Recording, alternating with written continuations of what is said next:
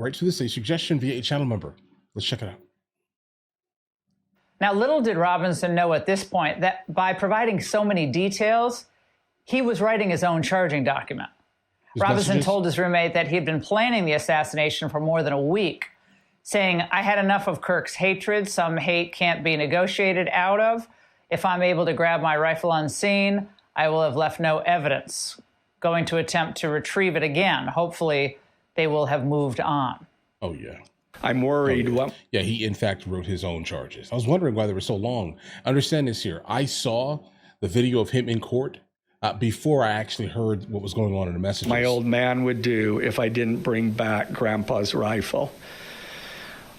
IDEK if it's had a serial number, but it wouldn't trace to me.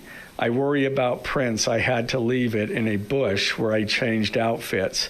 Didn't have the ability or time to bring it with. I might have to abandon it and hope they don't find prints. How the F will I explain losing it to my old man? Only thing I left was the rifle wrapped in a towel. Robinson then texted chilling words saying, "Judging from today, I'd say Grandpa's gun does just fine." Now, the next day, September 11th, after seeing surveillance photos on the news, Tyler Robinson's parents came to their own horrific realization. The man who killed Charlie Kirk looked like it was their son. Yeah. His mother called to ask where he was. "Homesick for 2 days," Robinson told her. Well, mother's intuition, she didn't believe him. His dad recognized the rifle that police found. It was given to his son as a gift. Robinson again, delete this exchange. Again, Robinson, my dad wants photos of the rifle. He says Grandpa wants to know who has what. The feds released a photo of the rifle, and it is very unique. Yeah, he's calling me, RN, not answering. He eventually did answer. His parents told authorities that Robinson threatened to take his own life, but they convinced him to come over and talk about what he did. Now, later, the suspect told his roommate he'd surrender. Robinson, I'm going to turn myself in willingly. One of my neighbors here is a deputy for the sheriff. Again, you are all I worry about, love. That came from Robinson. Roommate, I'm much more worried about you. Robinson, don't talk to the media, please. Don't take any interviews or make any comments. If any police ask you questions, ask for a lawyer and stay silent. Now, I'm not a psychologist, but just from what we know tonight, we see a young man desperately wanting to prove himself capable of, I guess, some big accomplishment for his lover. The way he writes, his whole thought process, someone who is deeply insecure. Deeply. Lots of questions, though, were raised by this text exchange, including how was the suspect able to stay near that rifle drop spot for so long, apparently without being noticed? Was he hiding? Here with analysis of all of this is George Terwilliger, former DOJ Deputy Attorney General, who was also acting Attorney General. Also with us, Josh Ritter, Fox News contributor, criminal defense attorney. Josh, let's start with you. Now, these text messages, read by that county prosecutor, they appear to happen over the course of 2 days. Does this, or would this in any way implicate the roommate? Again, we don't know when the roommate went to authorities, but what could possible charges look like here? Some type of accessory? Well, just reading the text messages, there's an argument, I think, to be made for accessory after the fact, and which is interesting because that is nothing that was discussed during the press conference by the DA today. In fact, the DA didn't talk about anyone being under investigation or even the idea of a conspiracy theory of implication, criminal liability being used in this case. So it looks like they believe that Robinson acted alone, and that's who they intend to pursue. But you're absolutely right. When you analyze those, this person, the roommate, the romantic partner, is at least cooperating to the extent of perhaps destroying that note or destroying text messages. My belief is, though, because that roommate is cooperating, he's become a very valuable witness to the prosecution, and they intend to keep him that way. Okay. Yeah. So some type of like immunity of sorts. Hey, listen, tell me everything you basically know, what could have been his motives, et cetera, and we'll not charge you with like accessory after the fact. I mean, it just begs the question of whether there were text messages between them before this. They'll find all of this out, of course, George.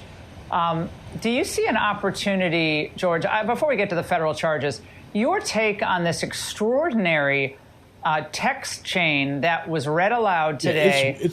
Yeah, guys, the text chain is so telling. Let's say this here. It's so in your face that it almost feels like, is this even real? If that makes any sense here. It's obviously real, but I'm saying it's so like perfect in terms of evidence that it's like, did you really think you were going to get away with this? For real? For real? In these charging documents, all of it referenced. What's your takeaway, George? Well, it's a amazing set of circumstances, and really one that sort of bespeaks on, sadly, Laura, the kind of culture we have today. I mean, this guy was just like totally disconnected from reality. He didn't leave a trail of breadcrumbs to his guilt. He gave a roadmap to his door through these messages and so forth. And I think Josh is right. The roommate's probably a lot more valuable to the prosecution as a witness, particularly as to events that might have occurred prior to this dastardly act. Yeah, I mean, the idea that he was plotting, as he said in his text messages, George, for a week, and his romantic, partner knew nothing about this. He was just plotting away solo. I mean, something about this whole text exchange seems kind of... I mean, it's plausible. It's plausible. A week, that's not a lot of time here, guys, right? And we're just talking about his boyfriend, his roommate, right? That's it. It is very, very plausible. And the fact that he even said, I've been planning this for a week, it tells me that he's basically kept that a secret from I hear you, Laura. I don't want to... Yeah. I mean, some of it seems phony to me. It seems too cute by half, but... Yeah, it's too... It does, weird. But they'll have to assess that because maybe his reaction really was, I just don't believe he would do something like this. But of course, what he should have done is gone to someone in authority and says trouble is brewing here. But Laura, but guys, if we do that, then understand how many people are just going to be thoroughly accosted for thought crimes. Understand this here. We live in the United States of America, okay? Now, if you do absolutely suspect something crazy is going to happen, you should definitely do it. But again, a lot of people say super terrible things to each other and they do not mean it, right? And I think that's kind of where this is falling. This is why I'm not really sure that anyone seriously is going to get charged in this Discord group, again, because of what I just stated here. Right, a lot of people say crazy things, never will ever do any of these things. But then there's this one absolute idiot who will in fact go through with some of the absolute crazy words that they're saying. There's one other point I think when you were talking about the proceedings and you showed some of the court proceedings in court today, and the nation got to see a lot of it. That's what goes on in courtrooms every day. Contrast that, the due process that's being afforded to the perpetrator of this monstrous act, compared to what he did. That's the root of our culture, is that fairness. Right, not this. Josh, so in the immediate aftermath of this shooting, this assassination, this video went viral showing a 71-year-old man being detained as a suspect. His name is George Zinn. Now, he was seen yelling that he had shot Charlie Kirk. He later told law enforcement that he did that to allow the actual suspect to flee the scene. Oh, you're going to jail. He was charged with obstruction. There was also someone charged with child possession. Oh my God. Not sure if it was the same individual, but your reaction to that, it was a different individual. Your reaction to that, same man, that's what I thought. It was the same individual also charged with that. It's absolutely sickening that this person, apparently witnesses a man be murdered in front of him, and his first thoughts is to how can I possibly provide cover for him, even to the extent of trying to take responsibility for the crime. It just, the amount of deranged mindset you have to have is remarkable. That, you know, here everyone else is hiding for cover and worried about their loved ones, and this man is plotting to assist someone that apparently, as far as we know, he had no connection to.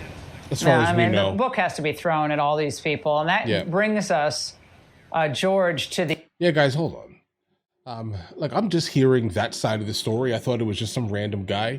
I had no information that he actually was screaming out loud, hey, listen, it was me. I did this just to help the other random guy get away. That's craziness, guys. I don't even think that a normal person would do something like this, even if you're having some type of like mental break or something. Why would he be having a random mental break? I don't know. Maybe he just witnessed something crazy, right? But if he did in fact do all of these things, and in fact, then he's gonna go to jail, and he needs to go to jail for a long time. Okay, do I think that he knew that person? I don't believe so, guys. Just based off of just watching this and encountering it, I don't believe so. If it does turn out that way, then I'll eat my words here, guys, right? But I don't think that he had anything to do with it like that. I think that he just most likely had a mental break from seeing something crazy like that and just broke, potentially, maybe. But all right, listen, if you guys are new here, please like and subscribe. In the meantime, I'll catch you guys later, and of course, we're going to follow the story, guys.